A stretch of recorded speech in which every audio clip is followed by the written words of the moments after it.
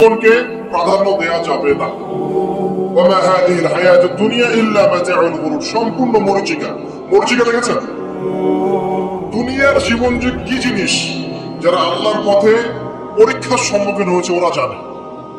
মানে কিচ্ছু না, মানে মুহূর্তে আল্লাহ পাক ইহকাল পরকালের ফয়সালা করে ফেলবে। আমরাও বুঝবো, এটা আমরা বুঝবো না এমন নয়। ইয়াং ছেলে রাস্তায় যাচ্ছে, বাইক নিয়ে খুব দাবড়ানি দিচ্ছে, আছে না?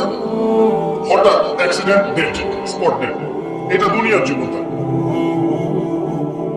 সারা জীবন দুনিয়ার পিছনে ছুটেছে, শেষ বয়সে হতাশ, কিছুই পেলাম না। পাবে না, কারণ আল্লাহর পথে না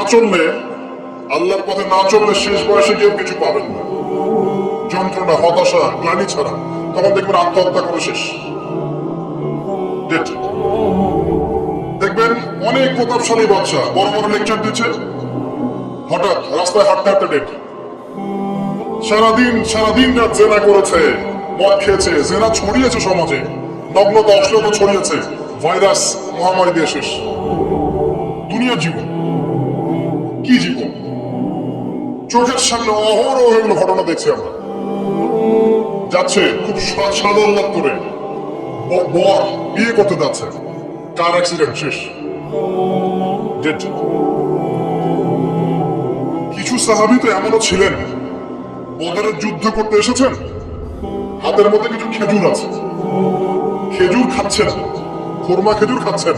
তখন নবী সাল্লাল্লাহু আলাইহি ওয়াসাল্লাম দাঁড়িয়ে ভাষণ দিচ্ছেন যে ওয়াসাবিকু ইলা মাগফিরাতিন মির রাব্বিকুম ওয়া জান্নাহ। ওই যে আয়াতটা আছে, তোমরা এগিয়ে চলো তোমাদের রবের ক্ষমার দিকে এবং জান্নাতের দিকে। আরদুহা কাআরদিস সামাই ওয়াল আরদ, যার প্রশস্ততা আসমান এবং জমিনের সমান। সাহাবী খেজুর খেতে খেতে খেজুরটা ফেলে দিলেন। আরেকজন সাহাবী জিজ্ঞাসা করলেন যে খেজুরটা ফেলে দিলেন কেন? তিনি বলছেন এই খেজুরগুলো খেতে অনেক সময় লেগে যাবে। নবী সাল্লাল্লাহু আলাইহি ওয়াসাল্লাম এমন কথা বলেছেন, এটা শোনার পরে আমি আর এক সেকেন্ড নষ্ট করতে যাচ্ছি না। খেজুর ফেলে দিয়ে যুদ্ধে ঝাঁপিয়ে পড়লেন, দেন শহীদ হয়ে জান্নাতে চলে গেলেন। তারাও তো মৃত্যুর স্বাদ গ্রহণ করেছেন, তাই না? সুমাইয়া রাদিয়াল্লাহু আনহা, আবু জাহেল তাকে নির্যাতন করছে, তার লজ্জাস্থানে বর্ষা ঢুকিয়ে দিয়ে, চিন্তা করতে পারেন, লজ্জাস্থানে বর্ষা নিক্ষেপ করে হত্যা করল। সুমাইয়া রাদিয়াল্লাহু আনহা দেখতে কালো বর্ণের, চেহারা সুন্দর নয়, হয়তো আপনার মতো সুন্দর নয়, জান্নাতে এখন হাসছে ইনশাআল্লাহ তাআলা।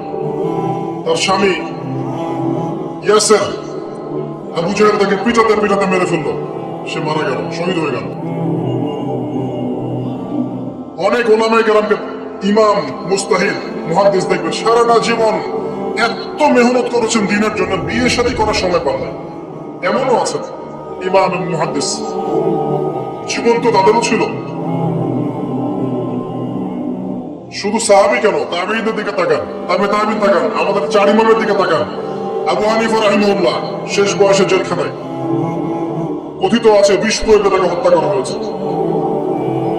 তার টাকার অভাব ছিল না, তিনি কিন্তু আমার মতো হতদরিদ্র ছিলেন না। আল্লাহ পাক তাকে সম্পদ দিয়েছিলেন, সমস্ত সম্পদ বিলিয়ে দিয়েছেন দ্বীনের জন্য।